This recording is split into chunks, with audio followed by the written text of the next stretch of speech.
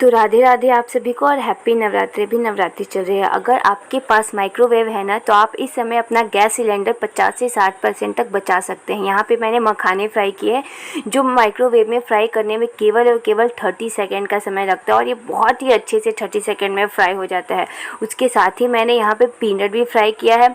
Peanut fry करने में आपको 1 मिनट लगता है। यहाँ पर मैंने इतनी क्वान्टिटी पीनट को फ्राई करने के लिए मुझे 1 मिनट लगा है। आपका अगर क्वांटिटी डिफरेंट है तो थोड़ा टाइम ऊपर नीचे हो सकता है। उसके साथ ही इसमें बच्चों का ये जो नली चिप्स आती है ना, ये मैं अक्सर फ्राई करती रहती हूँ और ये भी 30 सेकेंड में बन के रेडी है बिना तेल के। Thanks for watching. Bye bye. एक बार ट्राई ज़रूर करें।